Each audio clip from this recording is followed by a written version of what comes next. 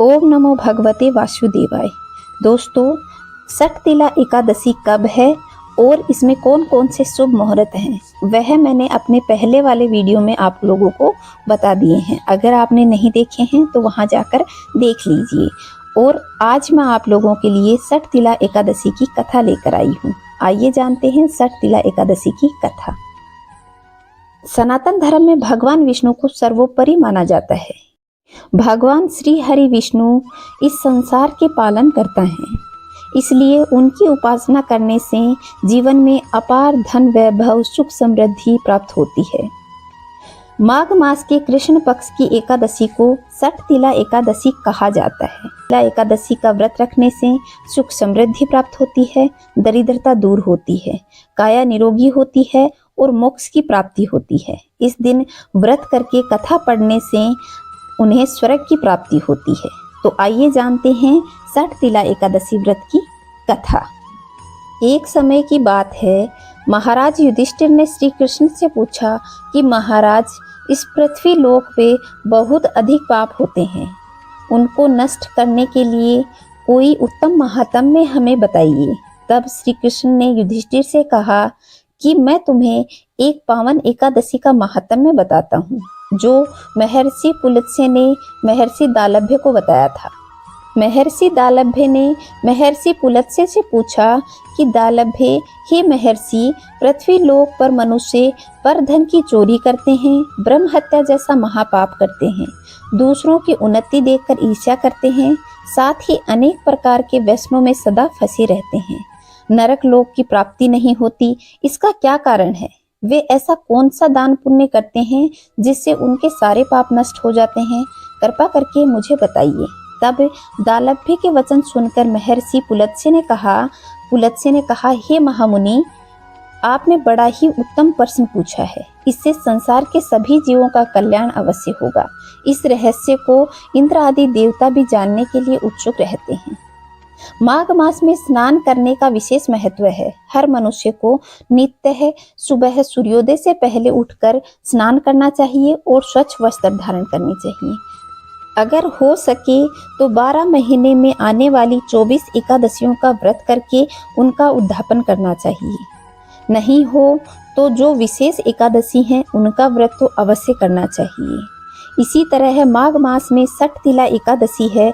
इसका व्रत करने से मनुष्य के संपूर्ण पाप नष्ट हो जाते हैं और वह स्वर्ग को प्राप्त होता है, नरक से छुटकारा मिलता है। श्री पुलत्स्य कहते हैं कि हे मुने, मैं अब आपको एकादशी पर्व की कथा सुनाने जा रहा हूँ, उसे ध्यान से सुनिए। एक समय देवर्षि नारद जी भगवान विष्णु के पास पहुँचे और उनसे प्रश्न किया कि आप हमें सटतिला एकादशी का महात्म्य सुनाइए। तब श्री हरि विष्णु जी ने नारद जी को एक सत्य घटना बताई। उन्होंने कहा कि प्राचीन काल में पृथ्वी लोक पर एक ब्राह्मण स्त्री रहती थी। वह परम साध्वी और सदैव व्रत किया करती थी। एक समय वह निरंतर पूरे 1 मास तक व्रत करती है। व्रत के प्रभाव से उसका शरीर दुर्बल हो गया। वह साध्वी ब्राह्मण स्त्री बहुत बुद्धिशाली थी, परंतु उसने कभी भी देवताओं और ब्राह्मणों के निमित्त अन्न और धन का दान नहीं किया था। इसलिए विष्णु जी ने सोचा कि ब्राह्मणी के व्रत के अनुष्ठान से उसका शरीर तो शुद्ध हो गया, इससे विष्णु लोक को प्राप्त तो हो जाएगी, परंतु उसने अपने जीवन काल में कभी भी देवताओं और ब्राह्मणों को अन्न और धन का दान नहीं दिया, इसलिए उसकी तृप्ति होना कठिन जान पड़ता है। भगवान श्री हरि ने आगे कहा, ऐसा सोचकर मैं स्वतः ही एक भिक्षुक का रूप धारण करके मृत्यु लोक में उस ब्राह्मणी के पास गया और उसके द्वार पर खड़ा होकर भिक्षा की याचना करने लगा। मेरी पुकार सुनकर ब्राह्मणी बाहर आई और कहने लगी, हे महाराज, आप किस कारणवश यहाँ आए हो? मैंने कहा, मैं तुम्हारे द्वार भिक्षा मांगने आया हूँ, मुझे भिक्षा चाहिए। मेरी याचना पर उसने एक मिट्टी का ढेला मेरे भिक्षा पात्र में रख दिया और मैं वापस अपने धाम लौट आया। कुछ समय पश्चात ब्राह्मणी का अंतिम समय आया और वह अपने पुण्य फल के प्रताप से स्वर्ग लोक को आई। उसने भिक्षा में मिट्टी का ढेला दिया था। उसी के परिणाम स्वरूप उसे स्वर्ग लोक में एक भव्य महल मिला। परंतु उसे अपने महल में न तो अन्न मिला और न ही सामग्री मिली। अन्न और सामग्री से सुनने उसने अपने महल को देखा तो वह तुरंत मेरे पास आई और उसने मुझसे कहा कि हे प्रभु, मैंने अपने जीवन काल में अनेक व्रत और अनुष्ठान किए, पूर्ण श्रद्धा से आपका पूजन किया, किंतु मेरा महल अन्न और वस्तुओं से शून्य क्यों है?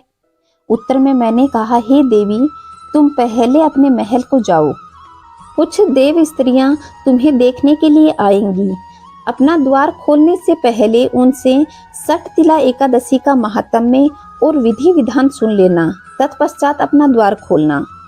भगवान श्री हरि विष्णु के कथन अनुसार ब्राह्मणी अपने महल को चली गई।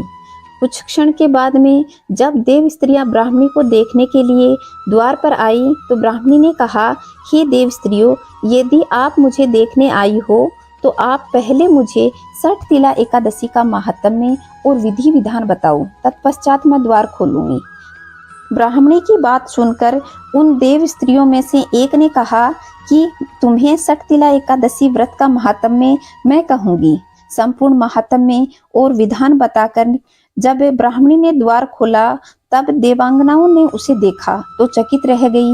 न तो वह गंधर्वी थी और न ही असुरी, वह तो एक मनुष्य थी। ब्राह्मणी ने अब देव स्त्रियों के कथन अनुसार षटतिला एकादशी का व्रत किया। व्रत के प्रभाव से वह और भी सुंदर और रूपवती हो गई और उसके महल में अनादि का भंडार भर गया। अतः सभी मनुष्यों को अपने जीवन में परम धाम को प्राप्ति करने के लिए मूर्खता को छोड़कर षटतिला एकादशी का व्रत निश्चय रूप से करना चाहिए। लालच न करते हुए तिल का दान अवश्य करना चाहिए, जिससे मनुष्य के दुर्भाग्य, दरिद्रता और अनेक प्रकार के कष्टों से मुक्ति मिलती है और मोक्ष की प्राप्ति होती है। तो दोस्तों, यह थी षटतिला एकादशी व्रत की कथा। अगर आप लोगों को वीडियो पसंद आया हो तो वीडियो को लाइक कर दें और कमेंट में जय श्री नारायण अवश्य लिखिएगा। चैनल पे पहली बार आए हैं तो चैनल को सब्सक्राइब करके पास के बेल आइकन को दबाएं, ताकि इस तरह के व्रत त्योहार की वीडियो आपके पास सबसे पहले पहुंच सके। खुश रहें, मस्त रहें, चारों तरफ स्वच्छता बनाए रखें। जय श्री नारायण दोस्तों।